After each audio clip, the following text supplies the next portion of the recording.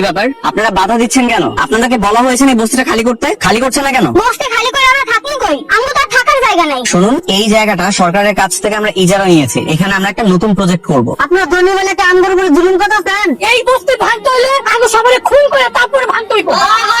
Please আমার কথা আপনারা একটু বোঝার চেষ্টা করুন। আমার কাছে কিন্তু হাইকোর্টের নোটিশ আছে। যদি আপনারা আমার কথা না শুনেন, আমি কিন্তু পুলিশের কাছে কমপ্লেন করতে বাধ্য হবো। তখন আপনাদেরকে এই বস্তি থেকে কিন্তু উচ্ছেদ করা হবে। আপনারা তো কোটিপতি, আপনারা তো অনেক টাকা আছে, আপনারা চাইলেই তো এর থেকে ভালো জায়গা কিনতে পারেন। এই জায়গা ছাইরা দেন। এটা সম্ভব হচ্ছে না, কারণ আমরা অলরেডি এই জমির জন্য সব রকম টাকা সরকারের কাছে জমা দিয়ে রেখেছি। এখন আমরা চাইলেও এই জায়গাটা ছাড়তে পারবো না। বরঞ্চ আপনারা খুব দ্রুত এই বস্তিটা খালি করুন, তা না হলে কিন্তু আমরা ব্যবস্থা নেব এই বস্তি পরিষ্কার করার জন্য। কি পরিষ্কার করবে?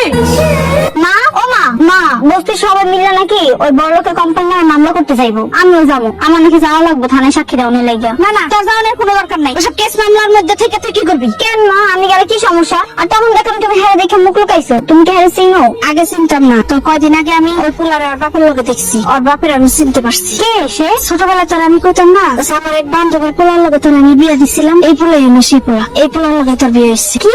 এই থামেন, কই যাচ্ছেন? অফিসের মালিকের লোকে দেখা করতে চান। কি ব্যাপার, তুমি বস্তি ওই মেয়েটা না?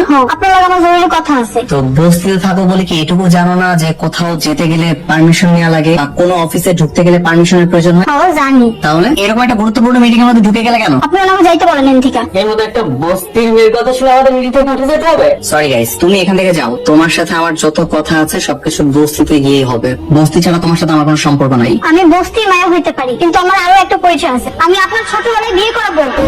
What nonsense! কোথায় দাঁড়ায় কি বলছো সেটা কি তুমি জানো? আমি সত্যি কইতাছি, ছোটবেলায় আপনার লাগে আমার বিয়ে হয়েছিল। বড়লোকের ছেলে দেখলে মাথা ঠিক থাকে না বুঝি? আমি কোনো লোভে পড়ে এখানে আসিনি। তাহলে কেন আসছো? বস্তি বাঁচানোর জন্য? বেরো এখান থেকে। এই, ওটা এখান থেকে বের করো।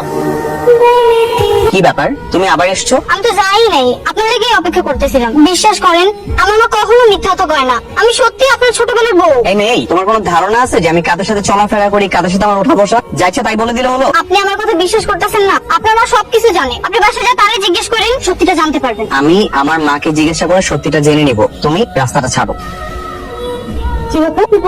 করছিস কেন? খাচ্ছিস না কেন? আচ্ছা মা, তোমরা কি ছোটবেলায় আমাকে কখনো কারোর সাথে বিয়ে দিয়েছিলে?